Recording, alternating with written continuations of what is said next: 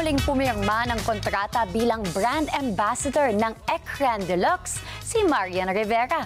Samantala, nagsimula ng ipalabas sa Netflix ang Cinemalaya film ni Marian, ang pelikulang Balota. Narito ang aking report.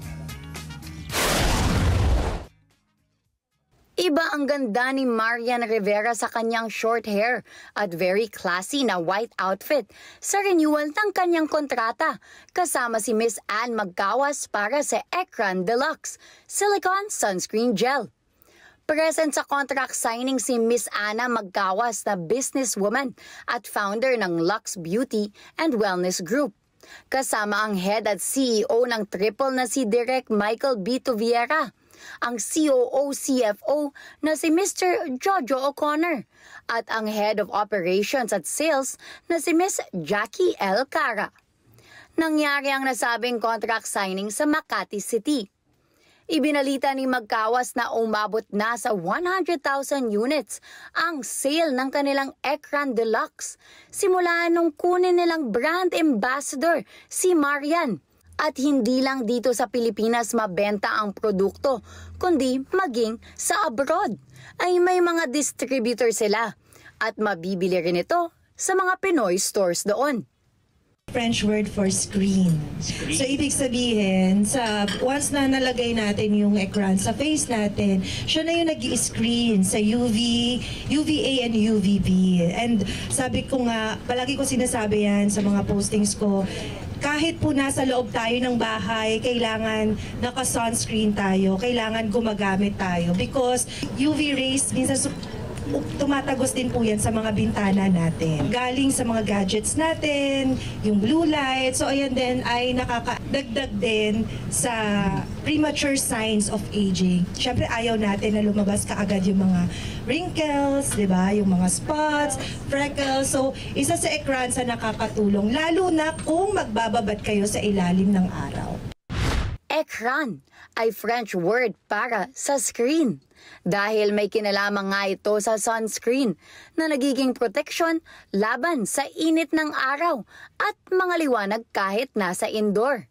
Bukod dyan, good news umano sa lahat ng kanilang consumers dahil soon ay mabibili na in sachet form ang Ekran Deluxe sa pharmacies nationwide. Para naman kay Marian, kasama na talaga sa kanyang daily routine ang paggamit ng produkto. After daw niyang maligo at ihatid sa school ang mga anak nila ni Dingdong Dantes na sina Zia at Sixto, ay nagpapahid siya ng cream na ito sa kanyang muka bago ma-expose sa sikat ng araw. Mahalaga umano ito upang mapangalagaan ang balat laban sa matinding sikat ng araw, lalo na ngayong paparating na summer season. Gusto ko talaga i-share itong aking mga routine every morning. Hindi pwedeng wala talagang vision ng ekran na i-share talaga ito, how to take care of. Ayaw kong gawin siya para sa sarili ko lang. Actually, yung mga anak ko kapag nag-beach kami, ako pwedeng umalis ng bahay na hindi ako nag-e-ekran. Sa kabila naman ng kanyang busy schedule, naglalaan din daw ng sapat na oras si Marian sa kanyang pamilya, lalong-lalo na sa kanilang dalawang anak. Yung mga anak mo pumapasok, mas marami na yung time na nasa school sila. So kailangan, palagi kapag uuwi ng bahay, hindi pwedeng matapos yung araw na hindi ko ina-heart talk. Alam mo yung kinakausap talaga yung mga anak ko kung ano nangyari sa school nila and kung ano mga dapat namin improve. So palagi akong involved sa kanila at hindi pwedeng hindi. Okay na kahit sabihing stage mom, I don't care.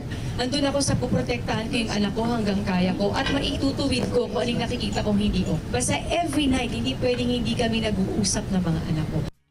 Nitong katapusan ng Enero, nagsimulang ipalabas sa Netflix ang Cinemalaya film niya na Balota at umaasa siya sa magandang feedback ng mga Pilipinong makakapanood nito. Sa huling ulat, nangunguna sa most viewed at top 10 movies ngayon ang pelikula sa nasabing streaming platform. Maraming salamat sa inyo pong pagsubaybay sa Mata ng Agila Primetime. Para malaman ang matatag, matapang at matapat na mga balita, i-follow lamang at mag-subscribe sa AtNet25 TV.